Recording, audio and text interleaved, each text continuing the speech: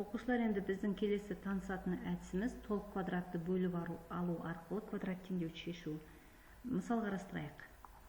X-тің квадраты қосылған 16x қосу 48 тең 0-ге.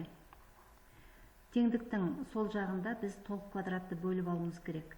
Толық квадрат деп біз екі өрнектің қосындысының немесе айырмасының квадратын айтамыз. Яғни 7-ші сыныптан білетін қысқаша көбейту формулалары бойынша а қосылған b-ның квадраты тең а квадрат қосылған 2 еселенген аб қосу b квадрат. Немесе а минус b-ның квадраты а квадрат азайтылған 2 аб қосылған b квадрат. Міне біз теңдіктің сол жағында тұрған квадрат үш мүшеден осылай екі өрнектің квадратын немесе екі өрнектің қосындысының немесе айырмасының квадратын бөліп жазуымыз керек. Ол үшін не істейміз? X-тің квадратын жазып қояйық. Бұл бізде бірінші өрнек болсын. Қосылған 2 еселенген АБ деген тұр ғой. Ол бізде 2 еселенген АБ бізде болып тұр 16x. 16 дегеніміз 2 көбейтілген 8 көбейтілген x. Қараңдар, сонда бірінші өрнек деп тұрғанымыз x болса, яғни а деп тұрғанымыз x болса, екінші өрнек 8 болады. Олай болса, біз 8-дің квадратын қосып, және 8-дің квадратын шегереміз.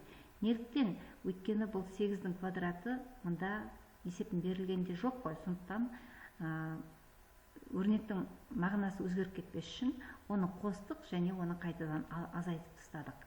Қосу 48-дің өзін жазып қояйық. Тең 0-ге. Енді алғашқы тұрған үшеуі нені береді? Бұл қысқаша көбейту формуласы бойынша, яғни мына формула бойынша x бірінші өрнек x қосылған екінші өрнек 8, осының квадратын береді. Неге тексеріп қараймыз? X-тің квадраты бар, 2 еселенген x пен 8-дің көбейтіндісі бар, қосылған 8-дің квадраты бар. Азайту қалған сандарды жазайық. Минус 64 плюс 48 тең 0-ге. Әрі қарай x қосылған 8-дің квадраты азайтылған. 64-тен 48-ді азайтсақ неше болады? 16 ма? Минус 16 тең 0. Енді келесі біздің мақсатымыз осы теңдіктің сол жағын көбейткіштерге жүктеп алу. Ол үшін тағы да біз қысқаша көбейту формуласы екі өрнектің квадратының айырмасын қолданамыз. А квадрат минус b квадрат. Бұл а минус b және а плюс b көбейтіндісіне тең. Олай болса, 16-ны алдыменен біз жазып алайық 4-тің квадраты деп. Сонда бірінші өрнек деп тұрғанымыз x қосылған 8 болады да, екінші өрнек деп тұрғанымыз 4 болады. Сонда біз осы тұрған өрнекті екі өрнектің айырмасы және қосындысы түрінде жазайық.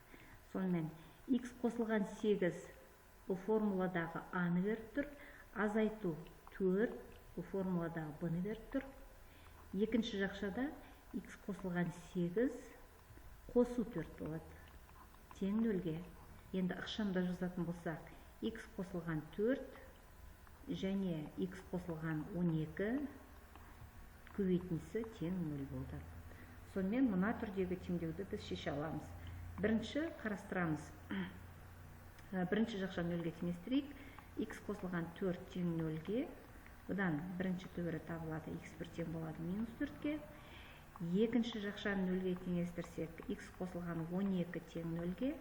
Яғни X тең болады. X екінші тең минус 12-ге. Сонымен теңдеудің шешімі минус 4 және минус 12 болады екен.